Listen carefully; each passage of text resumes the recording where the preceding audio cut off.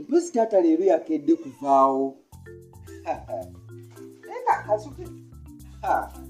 Ale teyalese bannaye emmere naye agendako mawu wano nga nkambuwalira. Naye katolowooza nkole ki?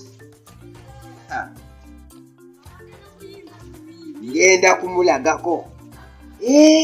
Kubanga agenda kuveeyo ng'alaga ng'enjala emuluma. Ndyoke nkimulageko wano lwaleero nze zaabona siri wa muzannyo. Tundekedde ssente za kyamisana ate okomawo onfoganira emmere zaabona ate manyi wagenda okomawo agenda wogana zaabona emmere agenda kungwako olwaleero kaneetegekere kamwetegekere ata zaabona amudekoleze zaabona sisaaga awedde.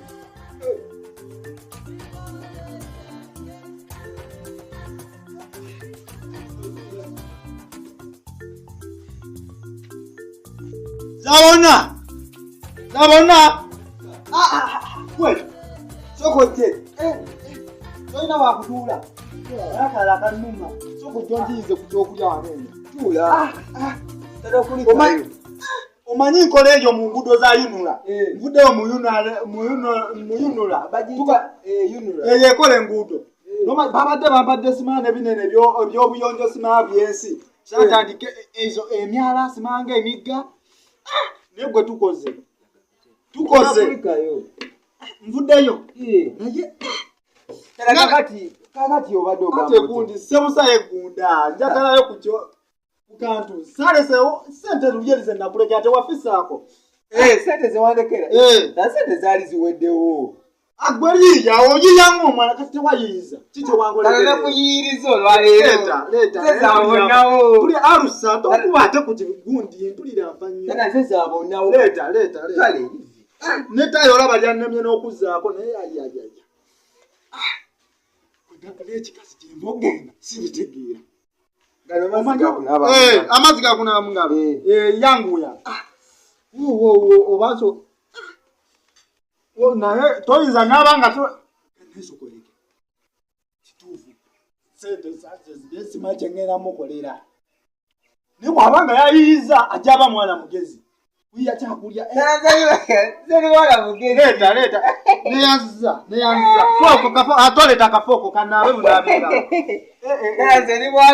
toleta akafooko oli mwana mugezi akayala kanuma naye newendi abiweddeyo ogase lumu nenva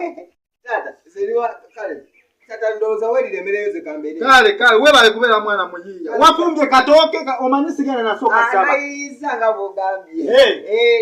katooke kaki kuliko ekyennyanja oba nkolongo oba walese mulinya ya paati n'ey'omwana n'ey'omwoyo omutuukirivu naye nesala sigenda gimalayo aya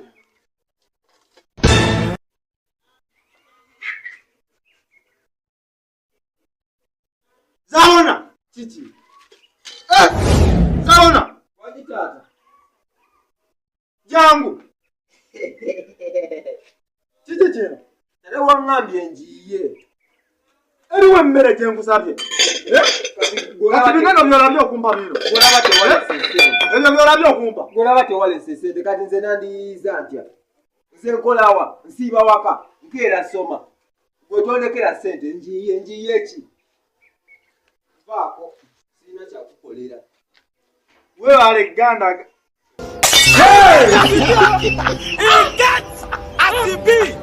Child, he's calling you. Come, I want to help you. Come to find your child, your missing child. Eh?